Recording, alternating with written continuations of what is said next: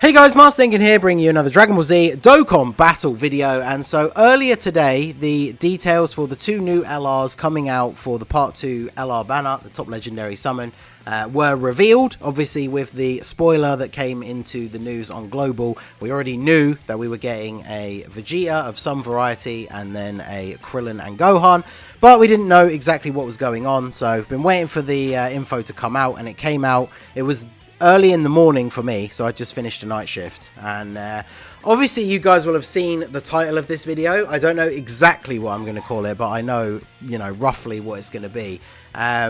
Yeah, so this might be like a hot take, but I mean, the info dropped this morning and I was waiting for it. I posted a tweet, I think literally like 5 minutes before the hour, saying like, oh, if they don't come out in 5 minutes, I'm just going to bed, because I was so tired. I've been at work all night.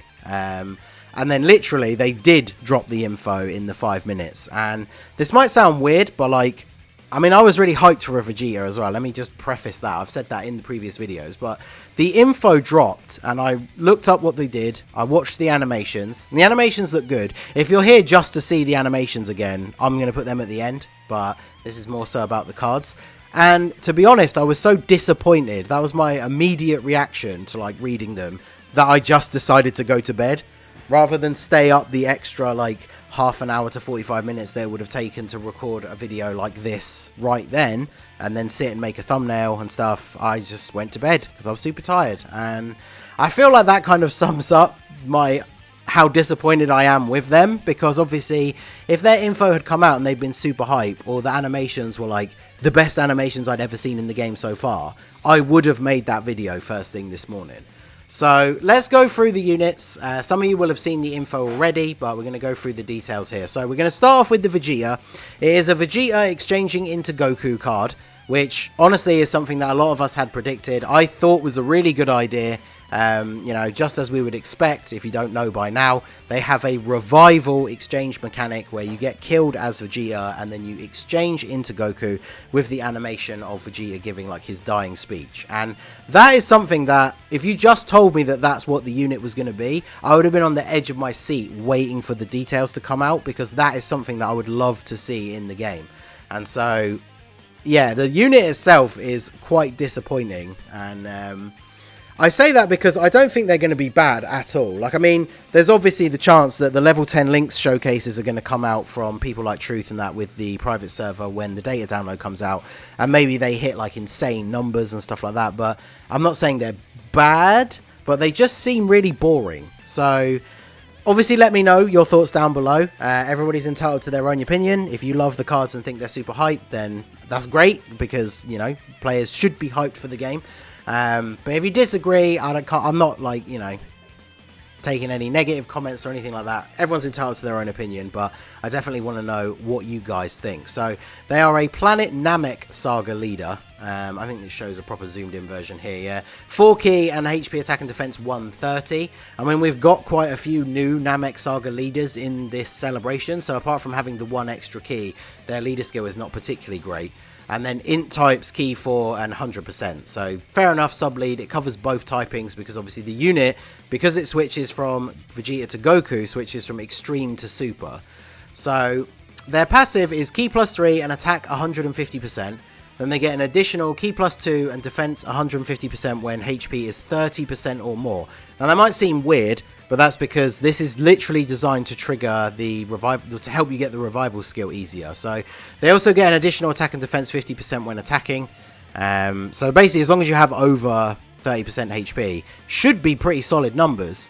But then yeah, if HP is 29% or less at the start of the turn, you revive with 70% HP recovered by exchanging with Goku when this character or an ally is KO'd. So typical revival thing. It doesn't have to be Vegeta that gets killed. But my god, this is the worst revival skill condition in the entire game, and we only have 4. We only had the 3 from the anniversary. We've been waiting for a new unit to have a revival skill, and yeah, this is by far the worst condition. People thought in LR Cells condition was bad. This is 1% less health than that. So this is what kind of makes this unit really disappointing for me, because I feel like you're never going to see the Goku. Like, if you're in a really hard event, say you're in like the GT Legendary Goku event, and you get up to the dreaded Ozaru stage, and you're at like 40 to 60% HP. Are you going to risk like not healing just to try and get the revival skill? Because in difficult events, even normal attacks can do reasonable damage, but in difficult events you can get one shot with a super even when you're at like 50% HP. So trying to play the gamble of not healing so you can get the revival skill. Obviously you can use damage reduction items and things like that, but I feel like this is going to be one of those active skills that's really tricky to get even if you're deliberately trying to do it, unless you're spamming a bunch of like damage reduction items and stuff, which obviously in things like the GT Legendary Goku event you don't really want to waste your items like that. So also their super attack effects are really boring. Raises attack and defense for 1 turn, does colossal damage. Raises attack and defense for 1 turn, does mega colossal. So the 18 key doesn't even go up to like greatly raises. So that's not bad obviously, and it means with additional supers their stats will be higher, but that just seems really boring. And then yeah, that's the active skill again there. So once you exchange over into Goku, obviously he becomes a super int type. Namek's leader skill doesn't change. His passive is Key 3, attack and defense 159%, an additional attack and defense 59% when performing a super, additional free key and reduces damage received by 30% when there is an extreme class enemy, high chance of performing a crit when there is a Planet Namek Saga category enemy. So the Goku form is really, really good. Which again is just annoying because it's going to be very rare that you see the Goku transformation, I feel like. And he is really good, but he has the exact same super attack effects. Oh, he greatly raises on the 18 key, which is good. The untransformed version should have that, especially because you're going to be in the Vegeta form seemingly for so long. And then yeah, here's the categories for the card. Namek Saga, Pure Saiyans, Dragon Ball Seekers, Vegeta Family, Inhuman Deeds, Gifted Warriors, Planetary Destruction, and Powerful Comeback. Obviously because it's an exchange card, so it just has the categories of the first unit. So very interesting that you can be running a Goku on the Vegeta Family team, but you can't run this card on the Goku Family team. But that's how exchange characters links work. So that is the Goku and Vegeta. Like I said, I don't think the card is bad. I just think it's really boring. So obviously let me know what you guys think. And then next up we have the Goku and Krillin. So they are a rapid growth leader, 4 key and 130%, and then they give AGL types 4 key and 100%. So same leader skill basically, but with rapid growth category and then AGL type. They definitely do seem a bit better. So attack and defense 130% and a medium chance of evading the enemy's attack. So that's always a useful ability to have. They also get an additional key per key sphere obtained. So we know that is a very powerful unit because ability, because every orb will be giving them 2 key, AGL orbs will be giving them 3. So that means getting their 18 key super will be a lot easier. They get an additional 50% attack when performing a super, and then they launch a guaranteed additional attack that has a high chance, so 50% of becoming a super attack when key is 24. So similar to like Turles, and obviously that key +1 ability really helps with getting that. So makes it a little bit easier maybe to get their a 24 key, because when you look at their links, the only key link they have is shocking speed. So depending on some of the teams that they're going to fit on, they maybe would struggle for key from their links. So them having that ability is really, really good. And then yeah, they have an active skill, release your power, activated from the 3rd turn, and it gives them 24 key. So very similar to the Turles one. You can only use this one once, but you can use it on turn 3, so that gives you the full 24 key and that chance to get the additional. They raise attack and defense for 1 turn and cause colossal damage on their 12 key, and then their 18 key greatly raises attack and defense for 1 turn, does mega colossal. So obviously they don't well, they do technically have a transformation, but they start off with greatly raises on their 18 key, which again makes the Vegeta look a little bit worse. And then yeah, they have a costume change, but I was seeing Dokkan assets and some other people talking about this morning.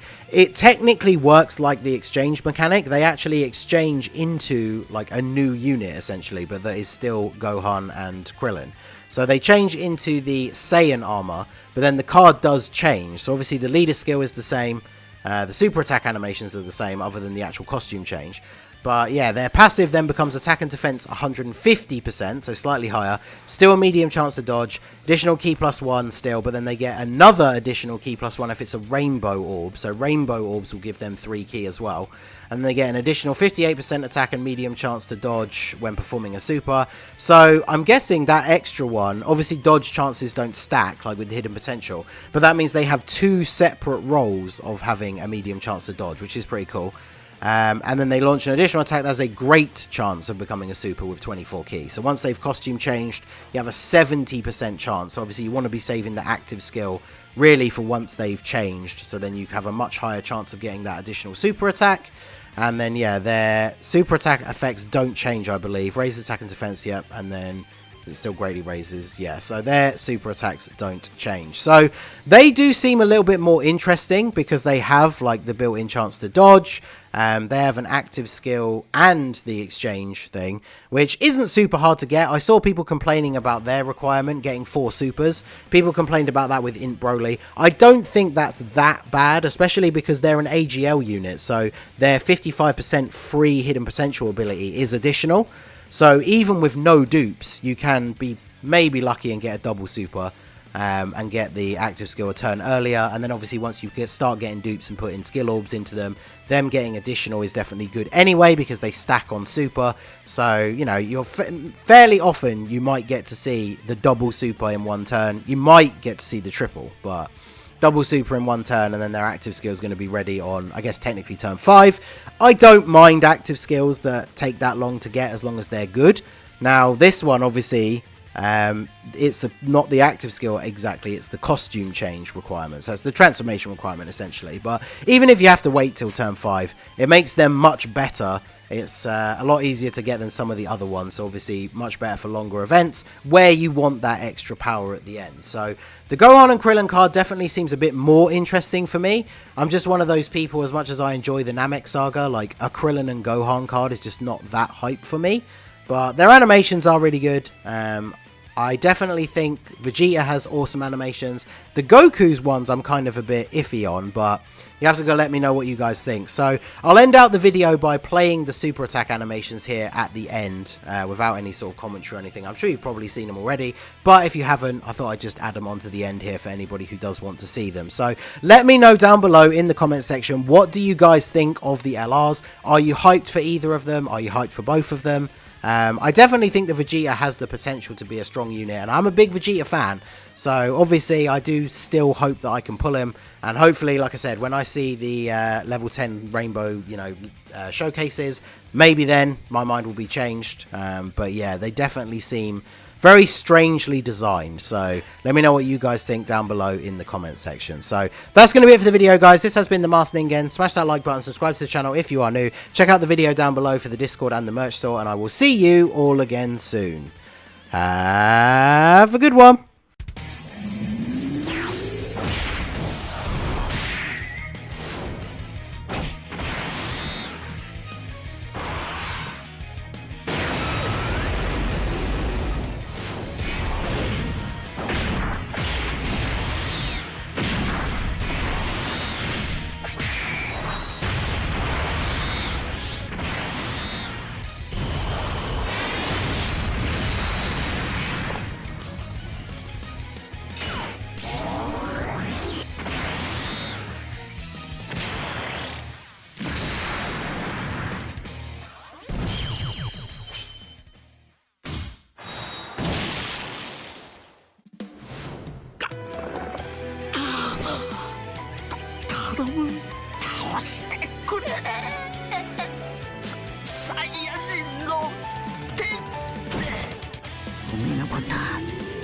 で綺麗だったけどサイヤ人の誇りは持っていた。オラも少し分けてもらうぞ、その誇りを。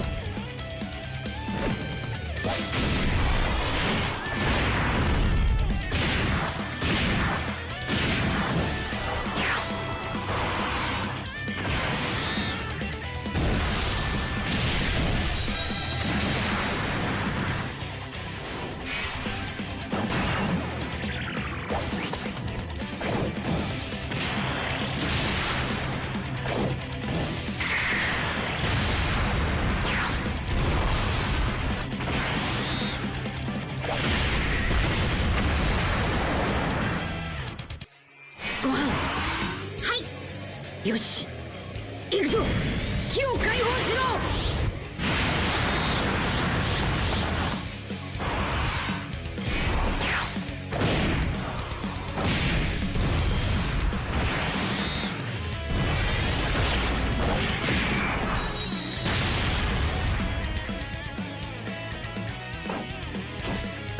なんだこりゃ、すげえ軽さだ。ほとんど重さを感じねえぞ。肩も全然邪魔になりませんよ。自由に動きます。